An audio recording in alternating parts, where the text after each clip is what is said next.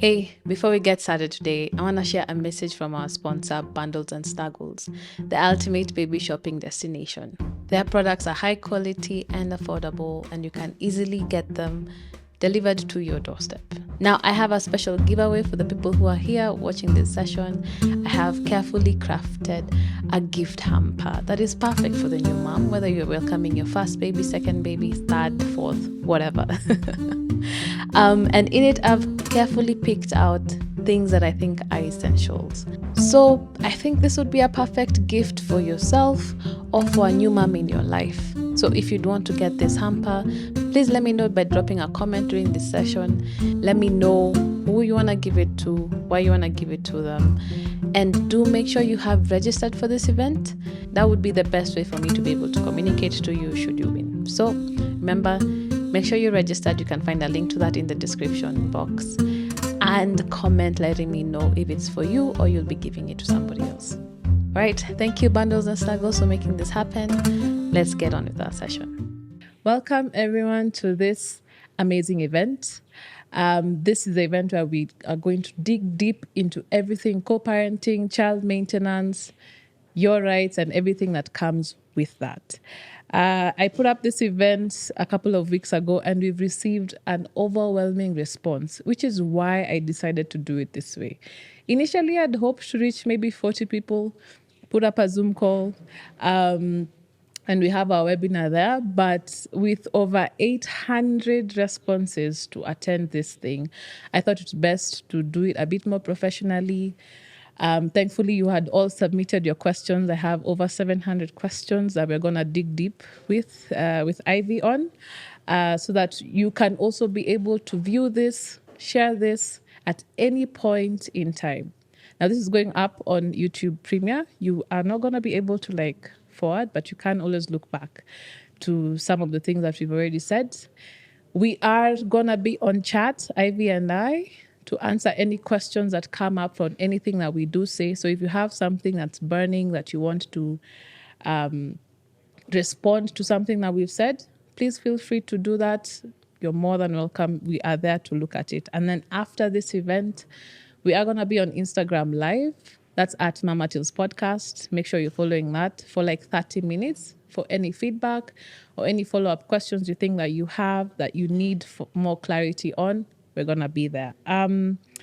Before we get started, I know a lot of you probably do not know Mama Tales. This is your first time interacting with it. My name is Sally Kuria. I am the host of Mama Tales. This is a podcast that celebrates our collective motherhood journey.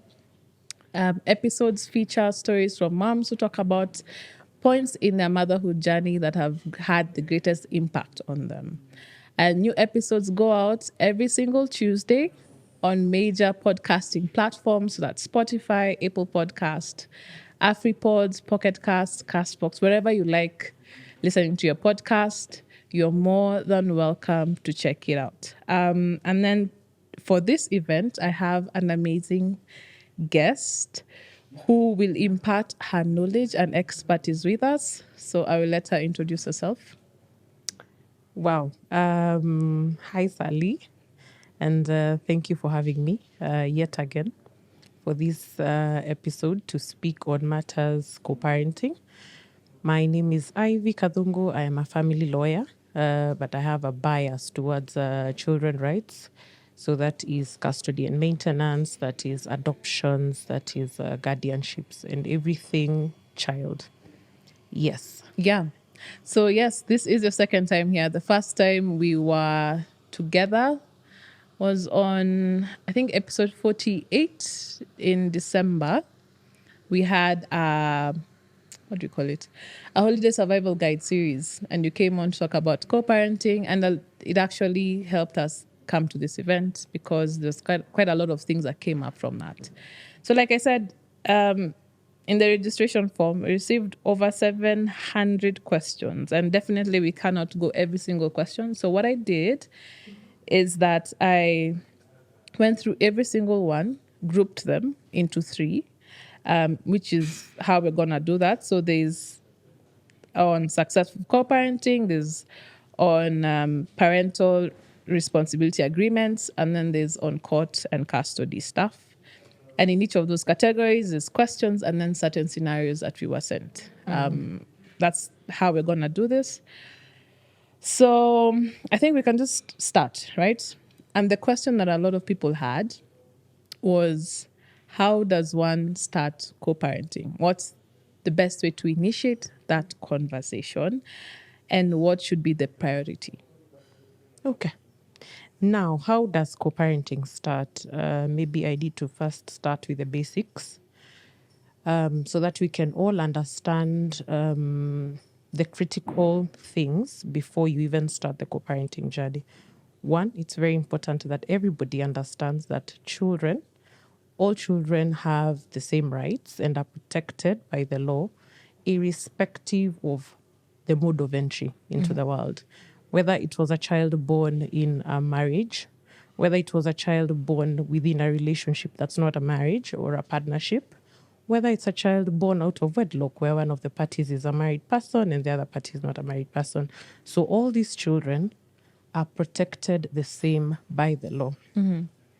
Now, how co-parenting comes about, you're in a marriage, for example, or you're in a partnership or you're in a relationship, the relationship breaks down and you have children or a child, and now you have the responsibility to bring up this child together, but you're not together yourselves as the parties. So that's what co-parenting is, the bringing up of a child when parties are separated. How does the process start? Co-parenting is usually comes about after a lot of emotional pain. Sometimes there's a lot of emotional pain. Sometimes there's violence that has taken place in a relationship. Sometimes people have fallen out. So there's usually so much emotional pain before parents can start co-parenting.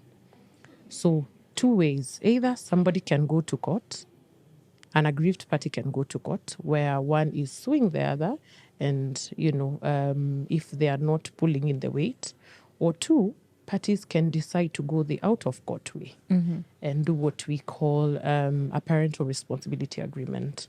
So co-parenting can either be court sanctioned or parties can agree to do it themselves. Yeah. But what would happen if one party wants to do it and the other just, isn't open to the conversation?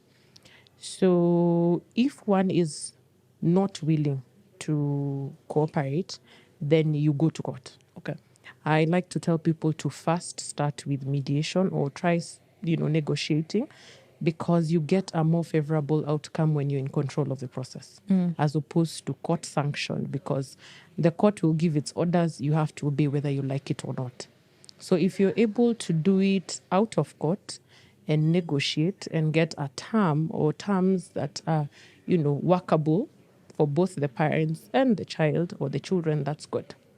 Yeah. Yeah. With co-parenting comes a lot of discussions of child support, right? So what are these key areas that the court really thinks about when you talk about child support? Okay. Now, if you decide to go the court way, and you file your case in court, the court will look at two things, okay? So there's the custody aspect, there's the maintenance aspect. Now, under custody, we have what we call legal custody and actual custody. So there's a difference. Okay. So legal custody is the decision-making process. So what school is the child going to attend?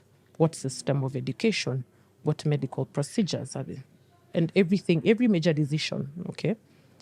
Then actual custody refers to the possession of the child. So who is the living parent? How is the other parent going to access the child? So under legal custody, we have two. There is joint legal, where both parents make decisions. And then there's the sole legal custody, where only one parent makes the decisions. So this, a lot of times, affects especially issues with issuance of visas, issuance of birth certificates, that usually come, and not birth certificates, sorry, passports. That comes up a lot, because if you have joint legal custody, you must have the consent of the other parent whenever you're doing anything to do with the child. When you have sole, you're free to do whatever it is that you want without the necessary interruption or the consent of the other parent. Now, under actual custody, so like I said, that refers to who lives with the parent, how the other parent accesses the child. Then the court will now decide on the appropriate modalities.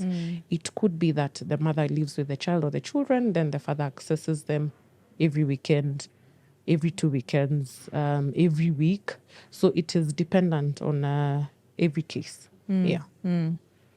I remember when we did our episode, you talked about the key things that the court looks at, in a child, like their rights, right? Maybe you can talk a little bit about the rights of the child.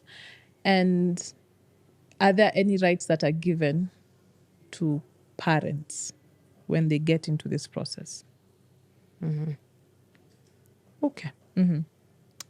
When we talk about the rights of a child, I think it's the basic rights of a child. Right to education, right to food, right to shelter, all those rights that children are accorded. And all these are under the umbrella of the best interest principle. Okay. So when the court is determining these cases, it factors in the number one consideration is the best interest principle. So who is the parent whose in whose care this child will thrive more? Which of the parent is better able to take care of the children because of certain factors? Okay, so it could be that one parent is the age of the children, for example. It could be that the children are very young, they need to be nurtured by their mother, so the court says let the children live with their mother. It could be that these children wish to live with one parent, and the court actually will at times accord children a chance to express their opinion or preference if the children are of a certain age. So the court will now, award custody depending on that and many other factors. But the key thing is the best interest principle. Now, for the parents, it's more of an obligation than it is a right. Okay, so they have responsibilities, they have obligations. So we look at it that way. What are the responsibilities of a parent? You need to protect your child. You need to provide for your child. You need to nurture your child. Yeah.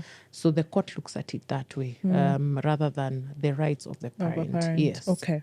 So I have a couple of scenarios that were shared that I'm going to share with you. See if you can be able to help the parent. My baby daddy has refused to accept responsibility.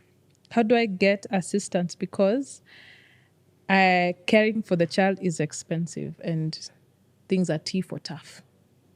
So I think the baby daddy is just not acknowledging the child. Okay. So 2 ways. You can choose to go to court. Okay. And, sue him for child support. Or 2, you can decide to just extend an olive branch. Try and see whether you guys can agree on something. Sometimes because of the acrimony, suggesting negotiations between parties in an acrimonious situation might seem a bit, insane. But it's good to try. It's always good to try. If all else fails, then the court is there. But it doesn't harm trying. Reach out, say, come, let's sit and discuss. But if that doesn't work, it's okay. The court is there for you to do that. Does there have to be proof that that is actually the father? Yes. Who bears the burden of proof? Is it the mom? If there's a dispute in paternity, the person who alleges that there is a dispute then asks the court for a DNA test. Okay. Yeah, you can just file an application in court and ask that party subject themselves and together with the child for a DNA test. And if paternity is confirmed, then you have to take up responsibility. Okay. Second scenario. What happens if the child is not comfortable with the other parent? My son went to the dad's house over the holidays and he kept insisting I go get him. On asking why he doesn't want to stay, he said that the stepmom pinched him on the cheeks because he poured water when his dad was not around. He used to get very excited to go there, but now I am worried about the sudden change. Should I stop co-parenting because the dad said the child is also lying? Now, there's two, I think I picked two elements in this. One, there is a new party in the picture. Yep. And two, there is the child's comfort and or discomfort with the situation. Now, I think this is a very slippery slope when it comes to new partners and how children adjust to the new partners. I think for one, the main parties, that is the father and the mother, need to sit down and understand the situation.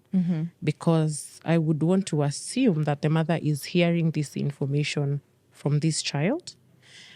Has she sat down to express the concerns that she has with the father and the stepmother? Because now it seems like the stepmother is also now a party in this. Then how best do we move on? Because then the stepmother will be in this scenario, maybe, I don't know, maybe for the long term, for the short term, who knows. But then the person of interest is a child. So how then do we best make this environment or facilitate an environment where this child is comfortable being in both homes? So it's very critical that she airs out her frustration to both of them. I think it's important that they all sit down and then they find a way forward. Because you see, the thing is, you can't just keep the child on your side and then deny them a chance to be with the other parent. Because they equally need their dad. So then how do we move forward from this? So if it's a discipline issue, who has the right to discipline the child? Does it extend to the stepmother? If the stepmother picks, some sort of bad behavior from the child, how then does she also ventilate the issue? Is it to the dad? Is it to both parents? So they need to sit down and agree on such issues. As a trio. That makes sense. Last one. How do I co-parent with an abuser without destroying the parent-child relationship? Oh, Yeah. okay. It's a tough one. That's a tough one. That's a tough one. When abuse is in the picture, there is first the difficulty that comes with, violence and abuse, and the fear. Actually, there's a lot of fear. There's a lot of mistrust. There's a lot of negative emotions that come when there's violence in a relationship. And unfortunately, a lot of times the courts will say that if this party is not abusive to the child, then there's no way they are going to curtail access or they're going to curtail access of this party to the child, unless this parent is, there's risk or there's threat of violence towards the child. Okay. So how then do you navigate it? One, ensure you have a restraining order against this person. Okay. So restraining him from coming into your space. So now you have to work around having the access outside of your space and with perhaps the help of a third party. So it could be that access is at a neutral place, for example, a mall or whatever. Or if the child actually sleeps over at the other parent's place, that's fine. They could be accompanied by a nanny or any third party that is a trustworthy third party who will take care of the child. So that then you shift the access from your place and then to another place so that you, at least you're protected within your space. Number two, you need to also minimize communication. I know I advocate for communication between the parties, but sometimes communication is not healthy. So you need to minimize communication in terms of don't engage each other too much. Be very precise in your communication, okay? So if it's pick up and drop off times, be very clear on that. If it is, for example, there are orders to pay fees and whatever, let the other parent the other party just pay directly to a school. Figure a way out to minimize communication and interaction so that then you're not every day engaging with them and you're not even able to heal and move on. Yeah. But if the violence extends to the child, then now you have a right to tell the court, look, this child can't go to that side. Yeah. Okay, so we'll go to the second set of questions, which is on parental responsibility agreements. But before we go on, I just want to remind everyone that you can send in your questions right now. If you have them on chat, I am there looking. My username should be Mama Till's Podcast. Ivy is there as well. City-based lawyer. City-based lawyer. That's a nice one. Yeah, but just check out. If you have any questions, just put them there. If you have something that you want to share, especially put a note on it, meet on Instagram, right? But let's continue. Parental responsibility agreements. So I'm going to be calling it a PRA, just to shorten it. But what is a PRA? Why do you need one? And what do I need to do to get one? Are lawyers always involved? Is there a cost implication? Okay. Now, PRA, or Parental Responsibility Agreement, as you've called it, is an agreement between parties spelling out the responsibilities of each parent and their financial contribution towards the child. How do we get to the PRA? Yeah. There are several scenarios. Now, you can, one, approach an advocate, ask the advocate whether they can be involved in the process. And usually it starts with, some sort of meeting, so the parties meet together with the advocates. One party can have an advocate, the other party can just be, self-representing. And you work towards a PRA. There are other informal ways. There are people who get an elder or a best couple or somebody they trust, somebody of authority, who then sits them down and they agree on co-parenting modalities. You can also go to a children's office. We have children's offices in all, counties. You can go to a children's office if you guys are you're not seeing eye to eye. Then the children's officer in charge there will call the other party and we'll try to just go through the issues and try to come up with an agreement. Sometimes people go to mediators. There are mediators, though not many people know where to find these mediators, but there are mediators out there who specialize in that. They just get parties to talk, they come up with agreements. Or, for example, if you've already filed a matter in court, actually, the court has what we call court-annexed mediation. So sometimes one party will request for the file to be taken to court-annexed mediation, or both parties will actually agree, maybe this court process is not what we thought, let's just try and mediate. Yeah. Then people get into what we call a mediation agreement, which is a parental responsibility agreement in itself. So there are ways to go about that. Now, the key thing when it comes to PRAs, there has to be good faith. Okay, there has to be good faith. There has to be open-mindedness. Okay, you can't have hardline positions. Okay, because we are negotiating. We are trying to see then how do we move from point A to point B. Okay, fine. You had said that you are going to give 100,000, but okay, you could just readjust because of factor A, B, and C, and you give 120. You maybe you felt that this other parent was to see the child only 2 times, but then because of factor A, B, and C, you're like, okay, it's okay. I am willing to let the child go to the other side for a couple of more days. So there has to be good faith. There has to be patience and hearing each other. Yeah. Listening, hearing each other, and just extending grace to each other for you to be able to get into an agreement. So what is in an agreement? So there are 3 things, basically. The issue of custody, like it is in court, the issue of maintenance, and what I'd call general principles of co-parenting. So under custody, similarly, like in a court, you discuss the legal custody, you discuss the actual custody. Now, when it comes to access terms, if we have a live-in parent and the other parent who's having the access, nothing is cast on stone. Okay, just because your friend was given every alternate weekend doesn't mean it has to be like that. What works for you and your co-parent and your children?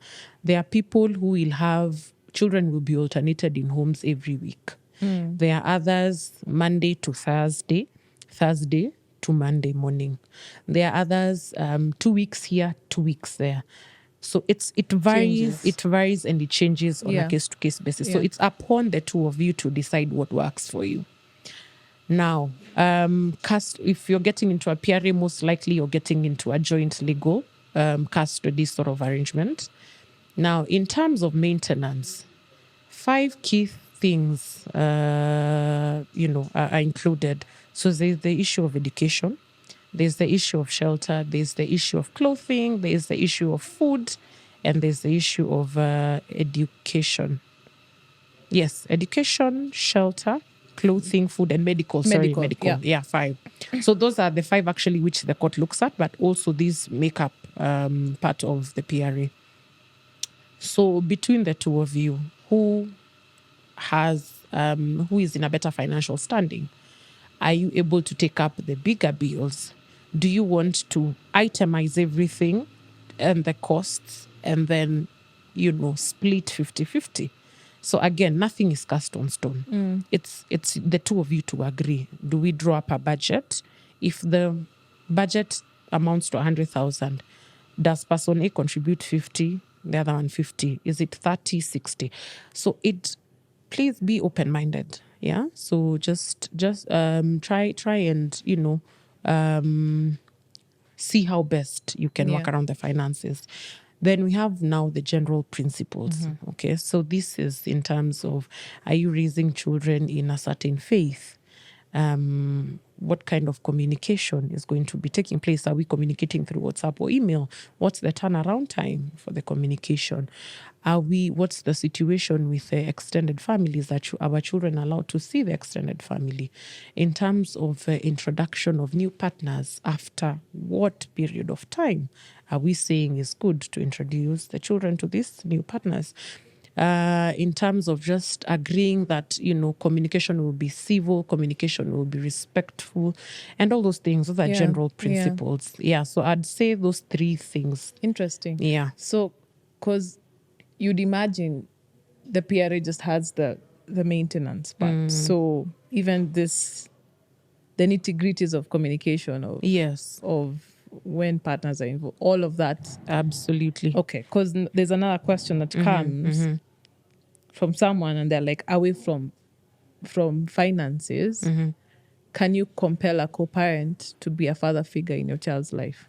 Like, to just be there, not necessarily in a financial way. Is that something that can be on a PRA? Unfortunately, no. Because a parent needs to want to be a parent. Okay. You can go to court and get court orders. You can get into a PRA. But if somebody doesn't have the initiative to be in their child's life, there's only so much you can do. I mean, if you say they're an adult, you really can't force an adult to do anything they don't want. Yeah. So it's up to a parent. And that's why I said for a PRA, good faith. What does good faith mean? That your interested in participating in the process, you're interested in bringing up children in a certain way, you have to be an honorable parent for a PRA to work. So you can't want to get into a PRA and then you decide as and when you want to, to go by the PRA. So you have agreed that you will be picking children every weekend. Then suddenly you're not picking children. I mean, it distresses the children. It distresses your co-parent. So there has to be an element of responsibility, good faith, and being an honorable parent. Yeah. But what happens in that case where someone violates things in a PRA, either the things in the good principles or maintenance things? Is there anything that the other party can do to enforce these things? Yeah. Now, so you've gone to your advocates or you've done a PRA out there, then you have signed it and you have sat on it, because a lot of people do that. That's just a gentleman's agreement, okay? And a lot of people are in distress because then you got into an agreement, you never filed it in court, and now somebody is going against the agreement. You don't know what to do. So once you have the agreement in place, file it in court. Okay. Yeah? Don't just file keep it in your you computer. must always file your PRA in court. It is adopted as an order of the court, and now that gives it enforceability. Okay. So in the event that a party goes against what you agreed, you can always go back to court and ask the court for help. Yeah. Okay. Yeah. That's a good one. There's this, just getting back to the financial part, because that was really big for a lot of people. This 50-50 thing, is it really 50-50? Or say, for example, I think I saw one that said that their partner has purposefully probably refused to get a job so they don't have to pay child support, right? How does someone really navigate that financial inequality? Do you call it inequality? Like lack of balance, imbalance? Yeah. I think what people misunderstand is because the law says equal responsibility, but equal doesn't mean 50-50. Okay. Equal, I think equal for me is everybody needs to pull in their weight and not necessarily equally or in the same way. Okay. So, for example, that's why you had me say, if you're itemizing your bills, if now you're going the PRA route, who has more money or who is in a better standing to pick up the bigger bills? A lot of times, what I see happening in courts is that the father is given school fees and school-related expenses, medical. Then the mother is given shelter, because she's the one who's living with the children, if she's the one living with the children. And clothing, the court can decide it's 50-50. And then food, and the father supplements something. I don't know where or why people would think that, just because you're not working or because somebody else is picking up the slack, you can just ride on that. Yeah. Okay. So if somebody was to file the case in court and the court heard that you're not providing anything because you allege that you're not working, then you'll be punished. Because you see, the needs of the child don't stop whether or not you're working. Yes. And the thing is, now in such a situation, for example, the court will not grant you mercy per se or just give you grace. But if you were in a PRA and you guys are civil towards each other, the other parent would say, it's okay, I will give you a grace period of 3 months. I'll sort everything out. Then once you're back on track, things resume. But when there's a court order in place, it doesn't matter whether or not you're not working. You have to pay because, the child has to eat. Yourself, how are you surviving? So the child has to eat. The child has to go to school. So sometimes don't just joyride, because the other person is speaking. Not even sometimes, all the time. Yeah. Don't think that you're evading or you're escaping, because the court or the law will catch up with you. Yeah. Okay. So let's get into some scenarios. Yeah. What do I do when I haven't been co-parenting for 13 years, and now my baby daddy wants to be in my son's life just to see or talk to him over the holidays, but he contributes zero to the upkeep of the child. Does this parent need to engage? Yes, because you need to remember this is not about you. This is about the child. And we say that the child requires the love of both a mother and a father. But now, if he's been missing for all these years, then there has to be a way to reintroduce him into the life of the child. I know it is upsetting. Actually, it is very upsetting and very inconveniencing, because somebody has just showed up and they demand or they want to now play the father figure. But you can never be the other parent denying a child the other parent, okay? Because let the child experience the parent for themselves. Yeah. But then how do you go about it so that you don't damage the child? You need to slowly transition this child or introduce this other parent. So you could engage a child counselor to help the child understand, because this can be very overwhelming for a child. You have not known a father for 10, 11 years. Then suddenly there's a man appearing and he's telling you that he's, your dad. So you need to engage a counselor to just help now this child understand, appreciate, and start to form a relationship. Yeah. So that's your role now as the mother. That don't deny. So try and foster or try and create an environment where the child feels safe to even interact with this person. Yeah. Okay. Another one is, what happens if we are amicable and we are both financially stable to take care of the child, but we have a verbal agreement? Do we need a PRA?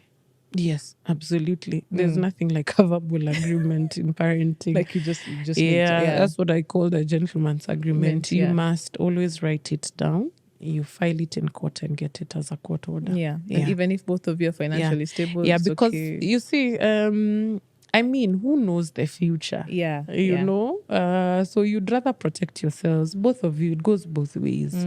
Yeah, so things could change. Your financial stability could change, or your financial situation, things could happen, unforeseen circumstances. So it's important. Okay. Yeah. The last scenario here. My wife took my kids, went back to her parents on account of me losing my job. I am financially unstable and unable to take care of their needs or contest the move. She, however, has a well-paying job. What steps can I take to remain relevant in my kids' lives and also not appear like I absconded my duties? Okay. Now, like I said, because you're financially unstable doesn't mean that you don't do anything for your children. And support could mean many things, okay? Sometimes we are so engrossed in looking at support only on the financial bit. So it could mean visiting your children. It could mean staying to do their homework with them. It could mean many things that are not necessarily financial. Are you making the effort to communicate with them? There's many ways you can show up for your children. Now, because you don't have a steady source of income, how much is the unsteady source? Okay. If you are earning 100 and maybe now you're earning 10 to 20 or whatever, how much of that can you give for these children?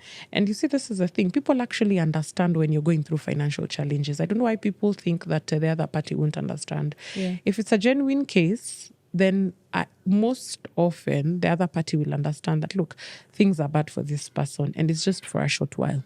But then you have to also show commitment. You're not just seated saying that now my children are in, shags with the grandparents.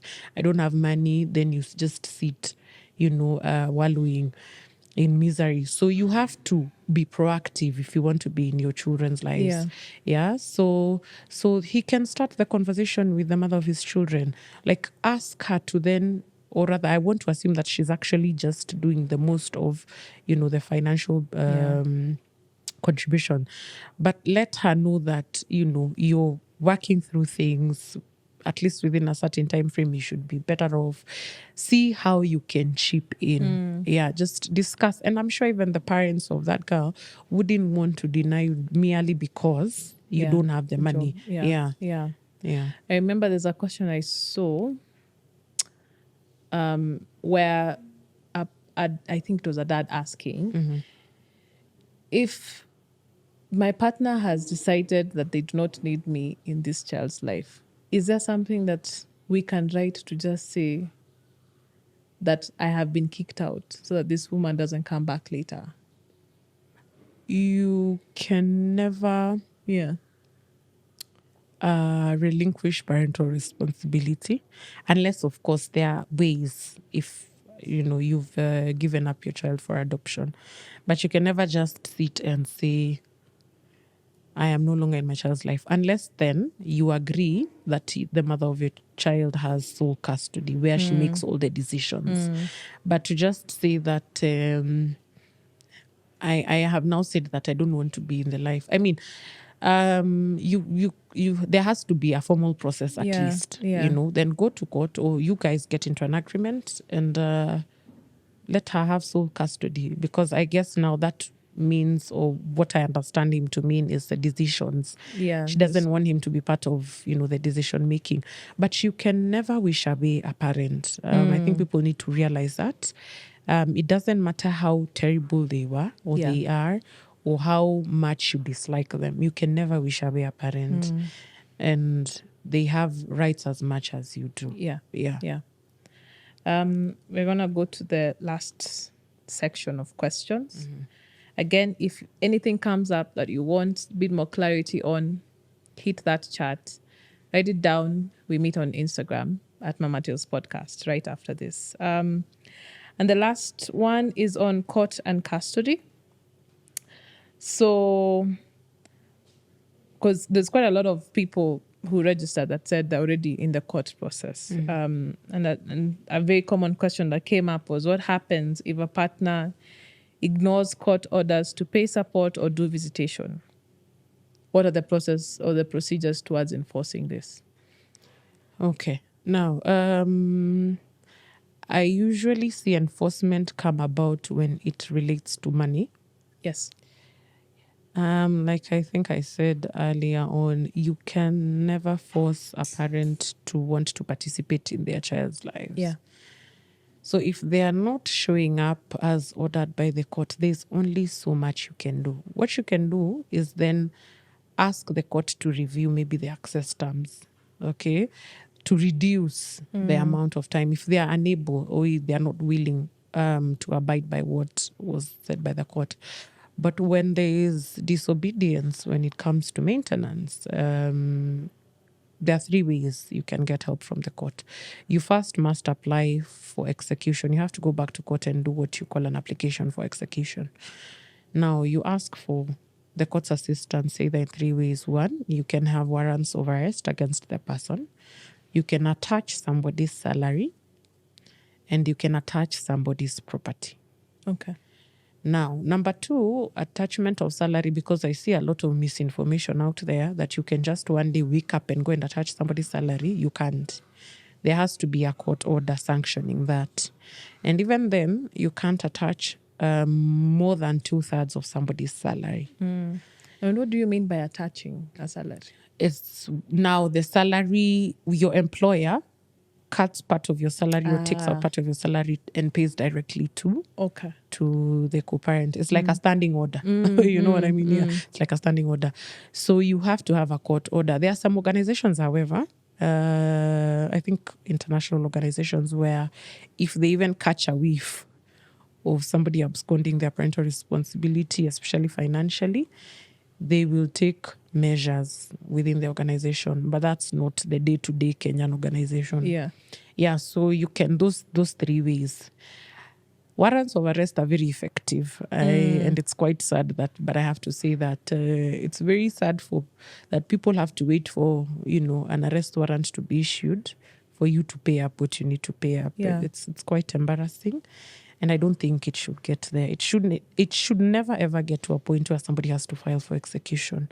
But sometimes you just have to. Yeah. Just a follow up on that is, now if the parent is just showing up erratically like that, are there any legal consequences for the living parent to deny when they denied visitation? Because if it causes anguish to the kids, can they just deny visitation? Will there be any consequence? You must never go against a court order. Okay. So for example, let's say this parent was given access every Friday to Sunday.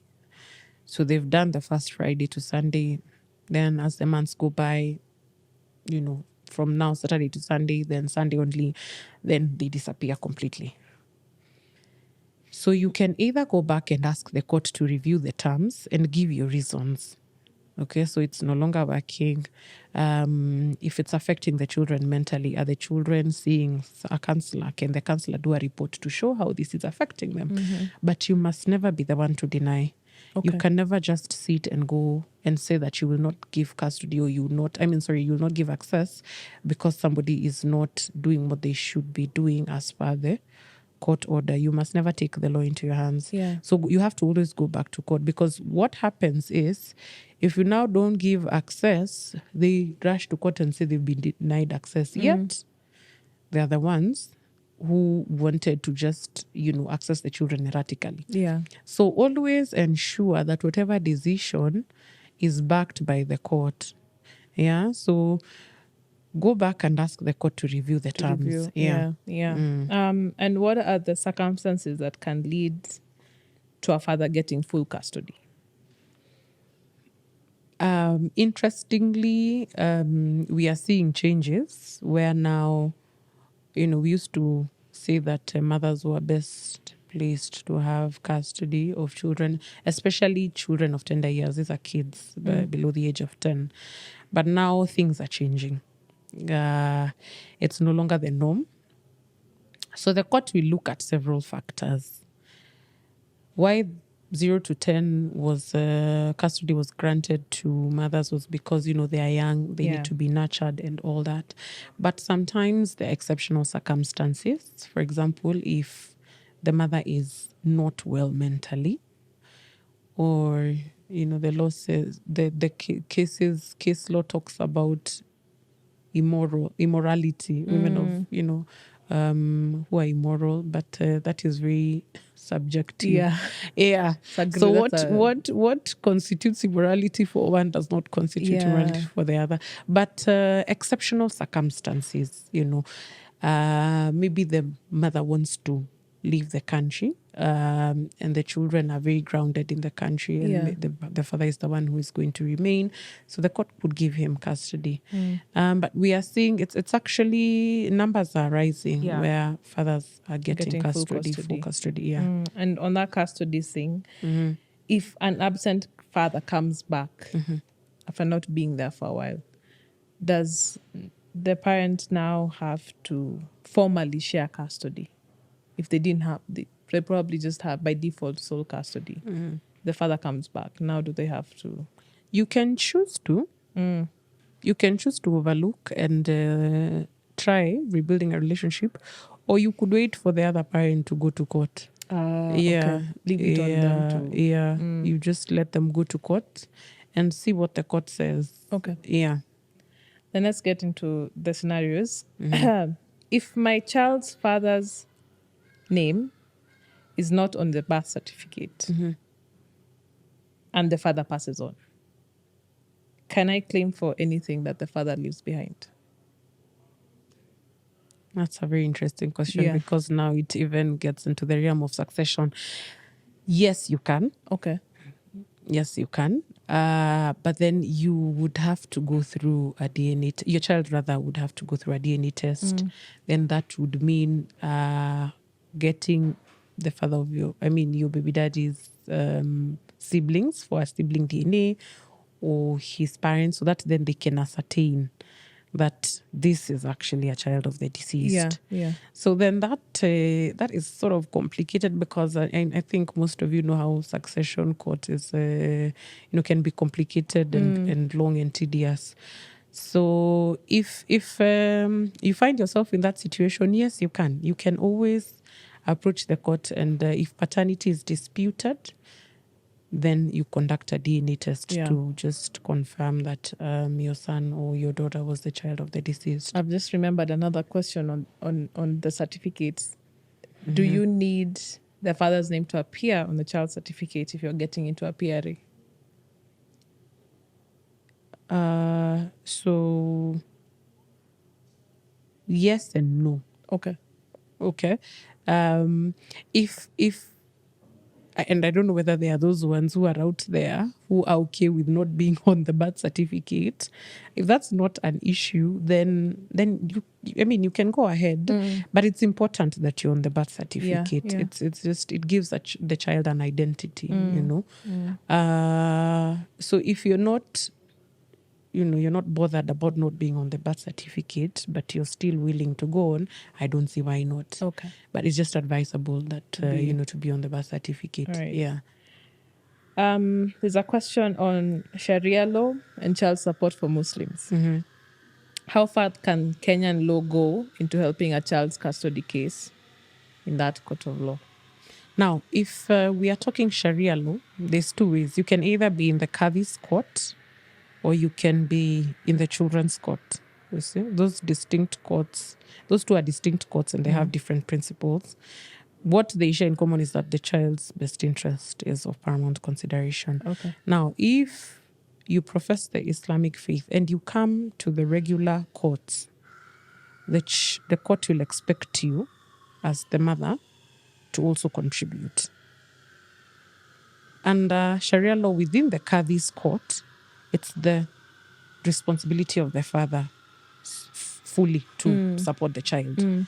So you need to think about it, because sometimes you get people who don't like the decision they got in the normal children's court. They have now rushed to the Qadhi's court because they don't want to contribute, because under now in the Qadhi's court, it is the father's responsibility. So I don't know whether then now that person who's asking whether they have now filed in the Qadhi's court or in the normal, children's court. But that's the difference. Yeah. Okay. All right. I'm about to file for divorce and the father is a sole provider. Does he automatically stay with the kids, stay in the house, or should I try and get full custody? No, it doesn't automatically mean he stays with the children. And now this brings in the issue of who is best placed to have custody. And while financial capacity is a key element or a key consideration, it doesn't mean it's the only consideration. Yeah. Just because the other parent has more money doesn't mean they're entitled to have custody. There are all these other things. How old are these kids? He has the money. Does he have the capacity to care for these children the way you're doing? So now these are the discussions that would probably best be had in a mediation session. Yeah. Okay? And agree, okay, fine. It's okay, you have the money, but you're not,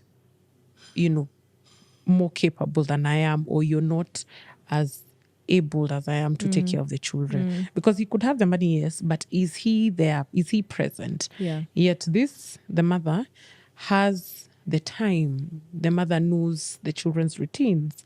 So those are things that need to be considered. Financial muscle just does not mean that you automatically get the kids. Okay. But it is a consideration. All right. Yeah.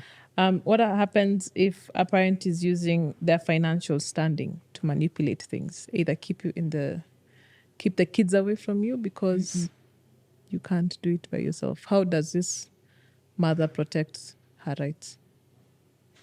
You can go to court. Yeah. If somebody is frustrating you to the extent that you can't agree on anything, you can always go to court. Yeah. Yeah. And the court will not deny you your children. Yeah. The court will never deny a parent the children unless they're a danger to the children. So if you feel that they're not, you guys are not making progress, and the demands are that I have the money, I have to have the children, and I will lock you out, then it's better to then Just go to approach the court. court. Yeah. There's another one of a couple of them actually. Either parent is not in the country or one of them is a foreigner. How do I enforce child support? Do I go through the embassy? Is the Kenyan court the right way to do this? What's the best way? And it's quite a challenge for people. I like to say that it's easier to get what is it called, to enforce some orders in the country that person is resident, because here you will go to court, then you will get orders. For example, where do we find this person, to have him pay, or unless the organization that he's working for, and you can write to that organization and ask for his salary to be deducted, then it's easier sometimes to file in the country that he's at, so that then even his he can be managed there by the authorities there. Okay, whether it's him, whether the court now establishes where he works, it's easier to deal with that jurisdiction than it is when you hear you've gotten orders. How do you then enforce in a new jurisdiction? It's very complex, actually. It's not easy. Yeah. Okay. We have come to the set of questions that didn't necessarily fit any of the three, but I think are very critical for us to look at. Yeah. One, does it get easier for people who are starting out? Does co-parenting get easier? It does. Okay. It actually does. When you're starting on a co-parenting journey, there's a lot of, there's a lot of pain. Yeah. Most of the times. Lack of clarity. There's a lot of mixed emotions.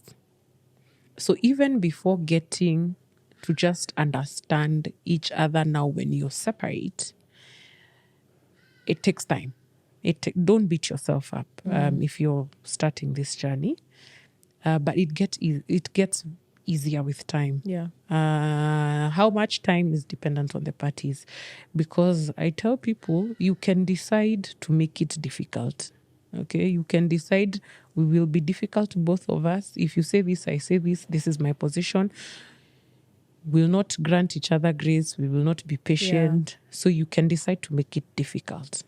But once you prioritize your child and understand that this is for the benefit of the child, then you figure a way out and you figure a way to deal with the other co-parent. In fact, somebody said something, you have to love your child more than you hate your co-parent for co-parenting to work. And it is true. So you focus on your child. When at the start, sometimes you will hear a parent say that, when they're on that side, there's no structure. They watch TV the whole night. They eat a lot of junk. But on this side, there's a structure, there's a schedule, and it is okay. Control, you can only stress about what you can control. Yeah. Once you release them, it's fine. Don't think about it. Just pray for their safe return. Okay? Yeah, just tell whomever you pray to, bring my child back or bring my children back in one piece. But in terms of now, we are going to start fighting about here they sleep at 9. When they come to yours, they sleep at midnight, or they watch TV the whole night. It will not work. Yeah, we must never bring ourselves to splitting of hairs. Yeah. Or because I don't know, these ones, I don't know what they are fed what here. Then when they come to your side, you feed them this and this. No. Control. What you can control is what you can stress about. Yeah. But once they go, because your co-parent is an adult as well. You know what I mean? You can't police an adult.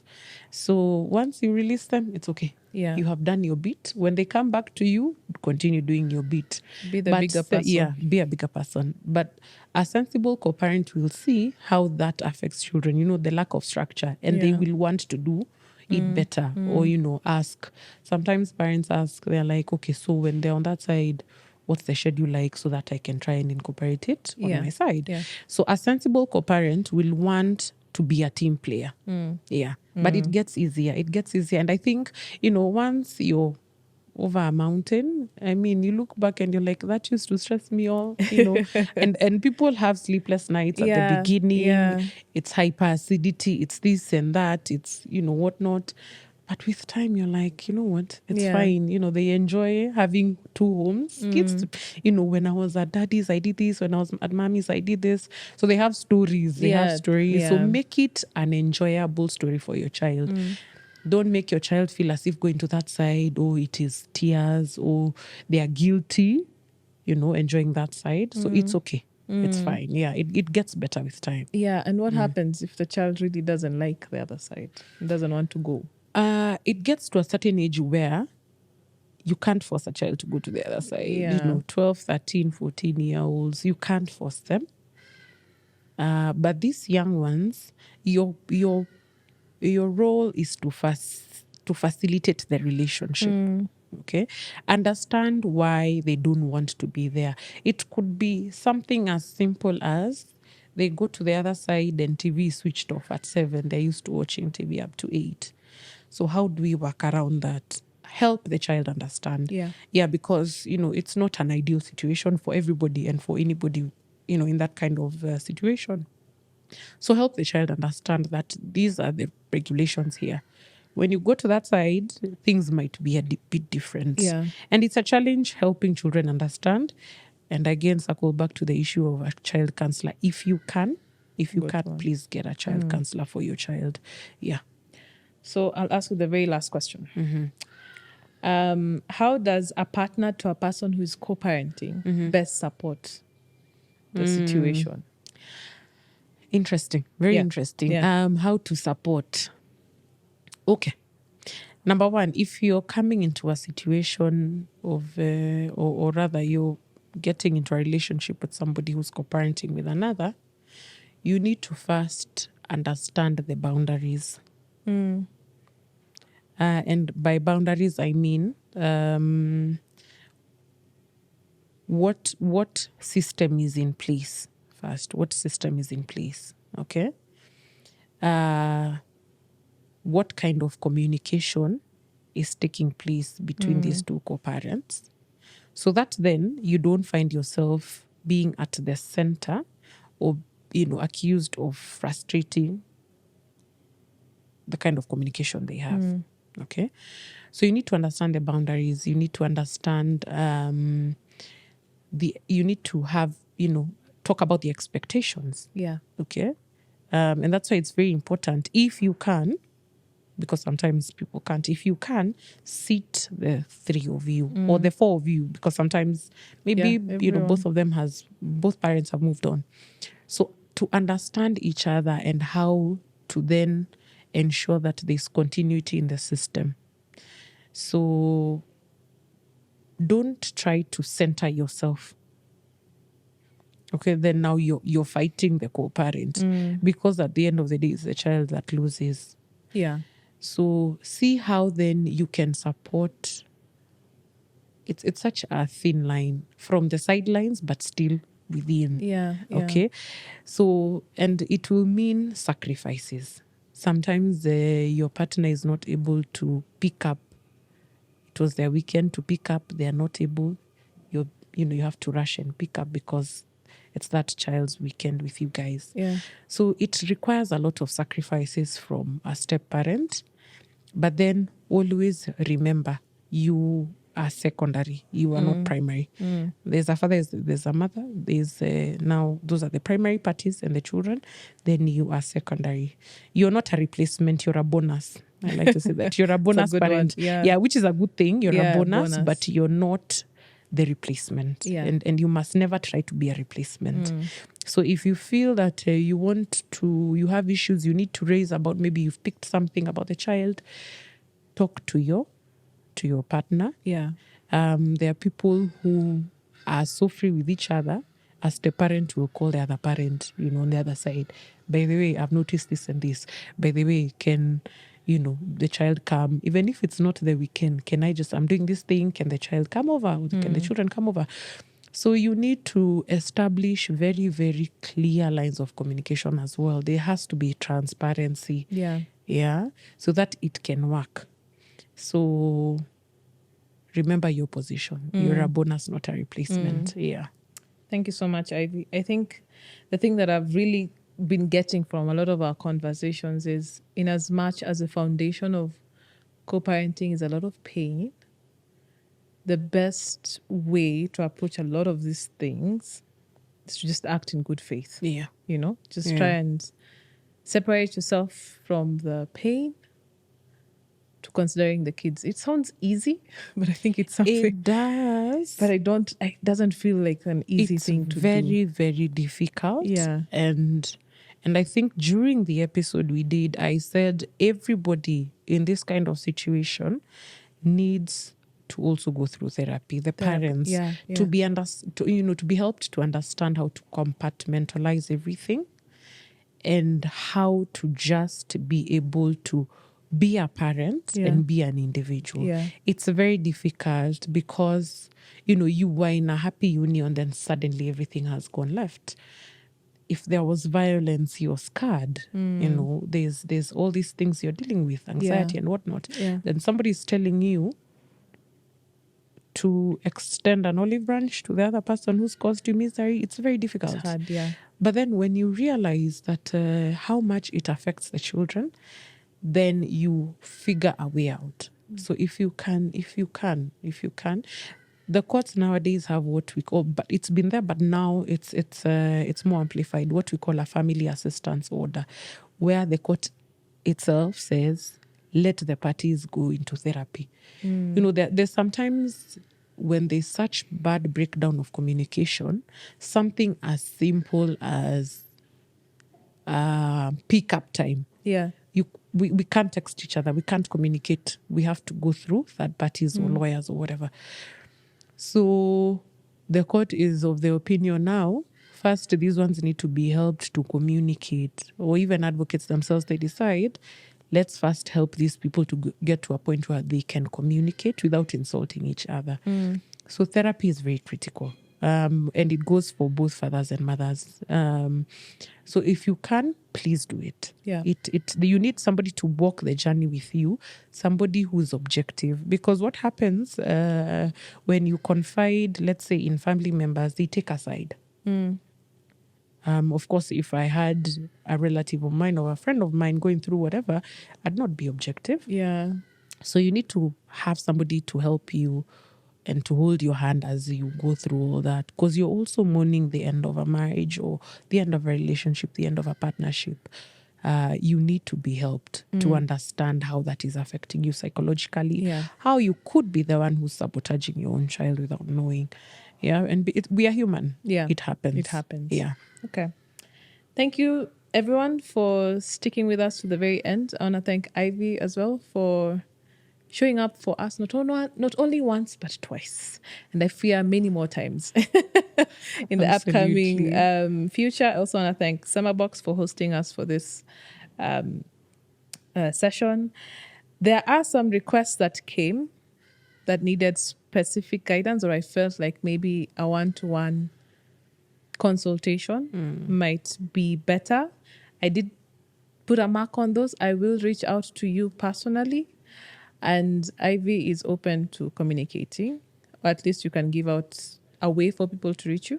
Absolutely. If you feel that Instagram is easier, for those who are regularly on Instagram, my handle is at citybased Please shoot a DM, or you can send me an email at ivykathungu@gmail.com. Yes, I will share all of those in any communication that comes from this event. Like I said, we are going to have an Instagram live that we are jumping right into after this session. So if you had some questions that you feel like haven't been well catered for, or just, want to chat about what we've just discussed, let's head on over. Let's meet at Mama Till's podcast on Instagram.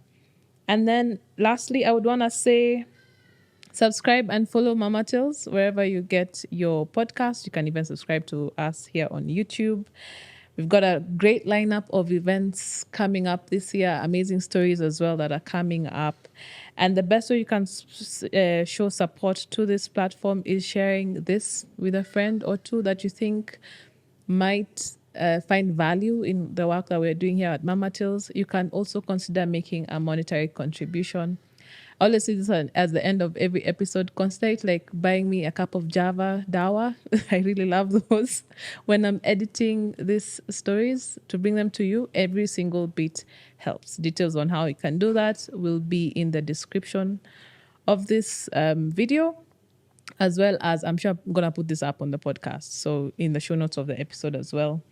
And if there is a topic that you would like to dig deep into, like we have with co-parenting, please let me know. You can leave it in the comment section, put it in the chat, DM me on TikTok or Instagram at Mama Till's Podcast. I am very open to listen to them. If also you think that you want to share your story on the podcast, I always say that every single story is powerful.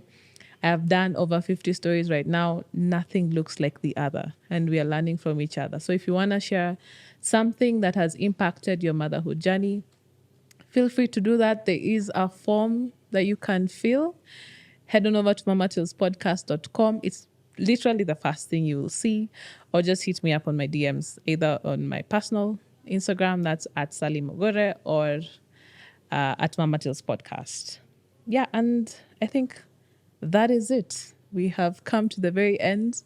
Let's meet on Instagram. Bye.